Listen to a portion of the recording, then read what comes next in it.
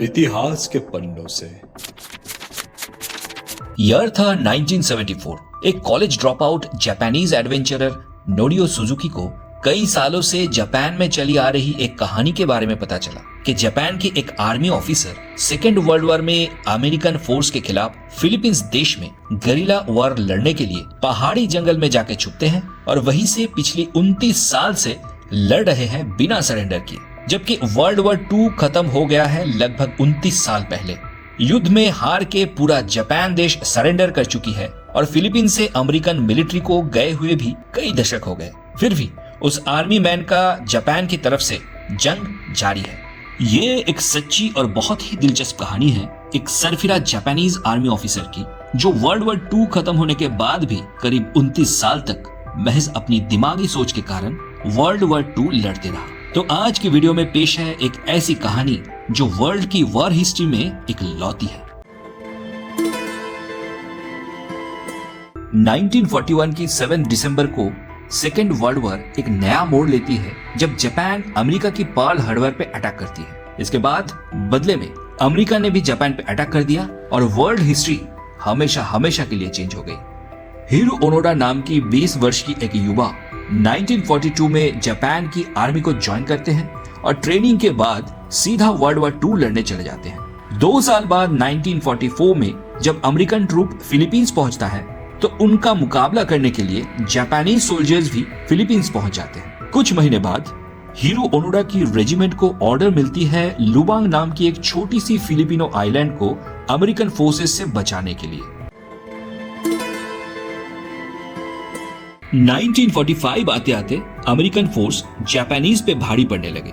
Face to face combat में Japanese troop की भारी नुकसान होता देख हाई कमांड से जापानीज फोर्स को ऑर्डर मिलती है टुबांग आइलैंड की पहाड़ी जंगलों में छुप के अमेरिकन फोर्स के साथ गेरिला वॉर लड़ने के लिए।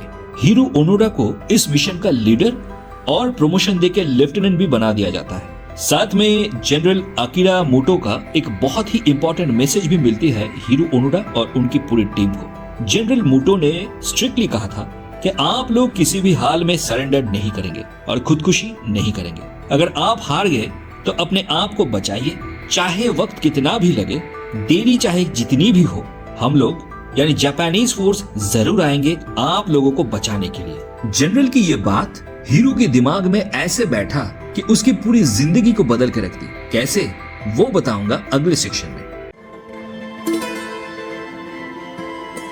जापानीज ट्रूप्स 3 से 4 लोगों की छोटी छोटी ग्रुप में डिवाइड होके गेरिला वॉर लड़ रही थी, लेकिन 1945 की समर आते आते लगभग सारे ग्रुप्स या तो हार के अमेरिकन ट्रूप्स के सामने सरेंडर कर चुकी थी या फिर अमेरिकन के साथ लड़ाई में मर चुकी थी।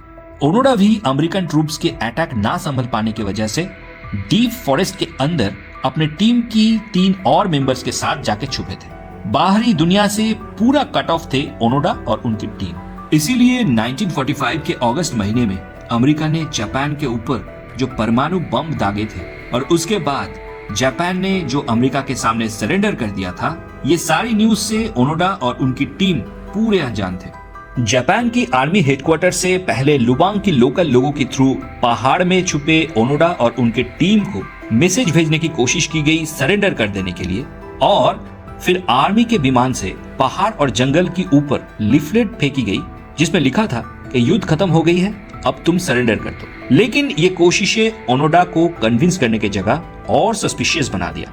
जनरल मोटो ने कहा था कि किसी भी हाल में सरेंडर मत करना और अपने आप को बचा के रखना, लेकिन यहाँ उल्टा हाई कमांड सरेंडर करने के लिए बोल रहा है।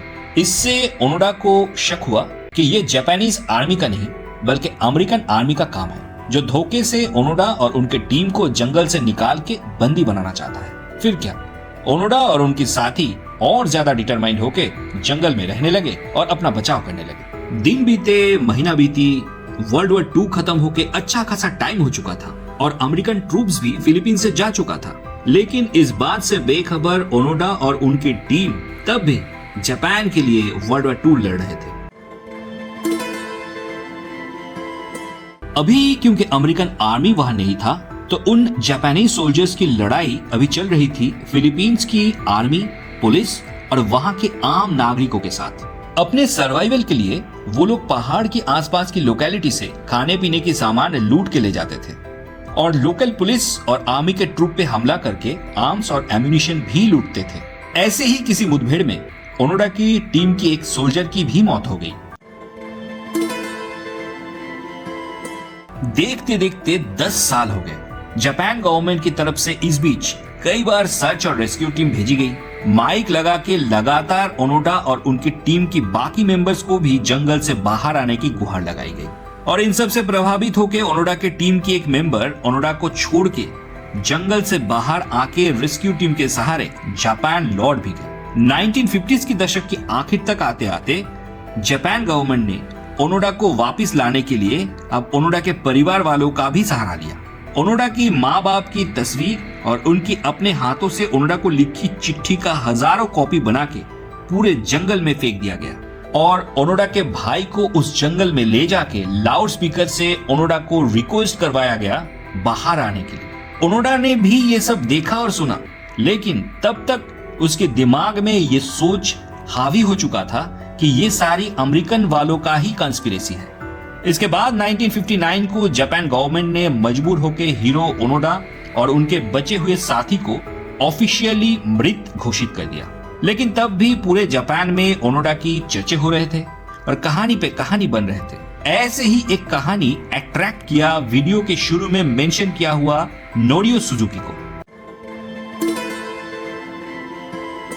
ओनोडा के बारे में सब कुछ पता करने के बाद नोरियो ओनोडा से मिलने के लिए फिलीपींस के उस घने जंगल में चले गए और जंगल में ढूंढने के बाद ओनोडा से उनका मुलाकात भी हुआ। ओनोडा से मिलने के बाद नोरियो उनको सब कुछ बताते और समझाते हैं और जापान लौटने की रिक्वेस्ट भी करते हैं। अब तक 29 साल हो चुका था। ओनोडा की वो आखिरी टीम मेंबर भी जंगल में बीमार पड़ के मर चुका था और ओनोडा का कॉन्फिडेंस लेवल भी काफी कम हो चुका था। फिर भी ओनोडा ने नोरियो से एक शर्त रखा अपने बाहर आने का। मेजर ताकाहाशी, जिन्होंने ओनोडा को ऑर्डर दिया था लुबांग आइलैंड में गेरिला वार लड़ने के लिए, उनका ऑर्डर जो ओनोडा को अपनी मिशन खत्म करने का ऑर्डर दे दे। नोरियो ने ओनोडा के बात मानते हुए जापान गवर्नमेंट से बात करके रिटायर्ड मेजर ताकाहाशी को उस जंगल में बुलाया। ताकाहाशी ने ओनोडा से मिलते हुए उनको ऑर्डर दिया अपना एक्टिव ड्यूटी खत्म करने के लिए। इसके बाद ओनोडा जापान लौटते हैं और उनको जापान में एक लिविंग लेजेंड का सम्मान दिया जाता है। लेकिन जिस जापान के लिए वो इतना सैक्रिफाइस किए, उसी जापान की वर्ल्ड वॉर 2 के समय की राजशाही वाला माहौल से 1974 की लिबरल डेमोक्रेटिक ओपन सोसाइटी में ट्रांजिशन ओनोडा को अच्छा नहीं लगा और वो जापान की नई सोसाइटी में एडजस्ट नहीं कर पाए। इसीलिए वो जापान छोड़ के ब्राजील चले गए और अपनी बाकी की जिंदगी वहीं पे बिताए। आपको इस विषय में क्या लगता है, कमेंट में जरूर बताइए और वीडियो अगर अच्छी लगी तो उसको लाइक, शेयर और चैनल को सब्सक्राइब जरूर कीजिए।